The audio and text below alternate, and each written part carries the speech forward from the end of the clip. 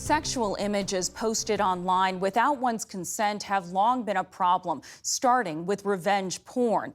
But deepfake and AI technology's ability to manipulate photos and even videos has made things worse.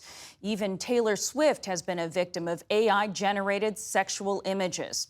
Now Google has announced new steps to combat sexually explicit deepfakes in their search results, but there is no one-size-fits-all solution for this complex problem. Paresh Dave is a senior writer at Wired who's been reporting on all of this and joins us now. Paresh, thank you so much for joining us. How quickly have we seen the rise of non-consensual sexual images online, and what is driving this? I mean, it's huge. It's a huge problem. The doubling of these reports over the last couple of years is what we've been seeing in places like the UK and the US. And it's in part driven by those deepfakes that you were talking about.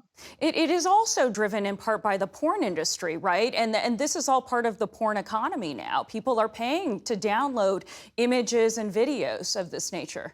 The non-consensual nature, yes. But I would draw a distinction between porn and this non-consensual image-based sexual abuse, which is not considered porn. Porn is generally viewed as more consensual.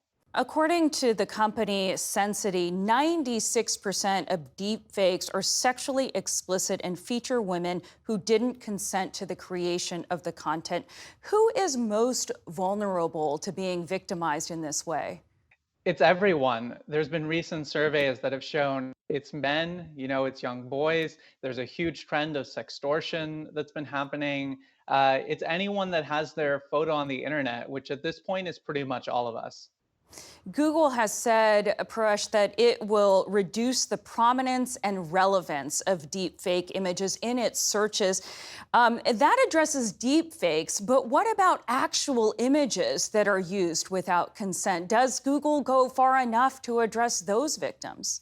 So Google already takes those measures that you described that they've just recently applied to deepfakes. But what I've reported recently is that the key issue here is that there are numerous ideas on the table that Google could adopt to reduce the burden on victims of image-based sexual abuse. These are ideas proposed by survivors, their advocates, even employees within Google. And Google has just refused to adopt these ideas, in part because they're worried about over censorship, in part because they're worried as coming off as too much of a regulator of the internet. But there are some basic ideas here that it's just unfathomable why they haven't pursued them. You use this term, image-based sexual abuse. Can you describe some of what happens to victims who find themselves in this situation? Yeah, I mean, it's people who might send an image consensually, that they've taken themselves a selfie, and then they've shared it with a friend. And then, that friend has seeking revenge, something goes wrong in that relationship, they post it online. This could be surreptitious recordings of people. There's a number of ways someone could be, suffering from this issue. And then the big issue is then they have to go to the place where they were traumatized, go to the internet and find all these images, try to get it taken down.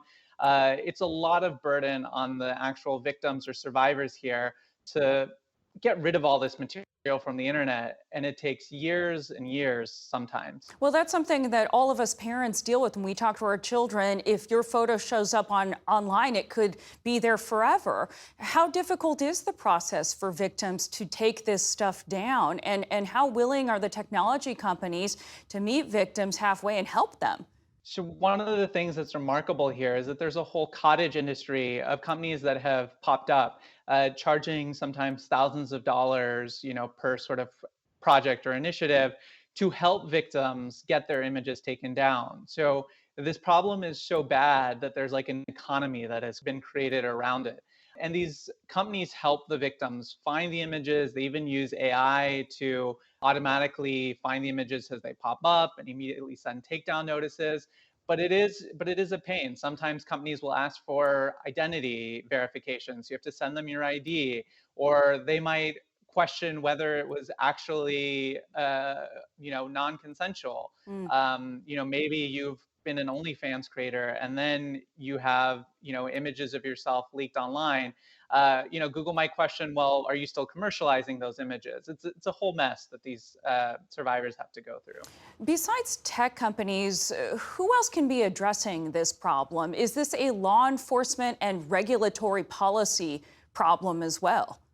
Absolutely. One of the things that I heard consistently from employees at Google and reporting my story was that why aren't law enforcement doing more to go after the criminals? Why haven't we criminalized more of this behavior across the country? Most states have criminalized aspects of this, but there's certainly not enough effort from law enforcement to go after the underlying criminals, in part because, sometimes they might be overseas, or even when they are brought to justice, you can't actually maybe get them in jail or get them to pay up the damages that they're supposed to. That is Paresh Dave, a senior editor at Wired, joining us. Thanks so much, Paresh. Glad to be here.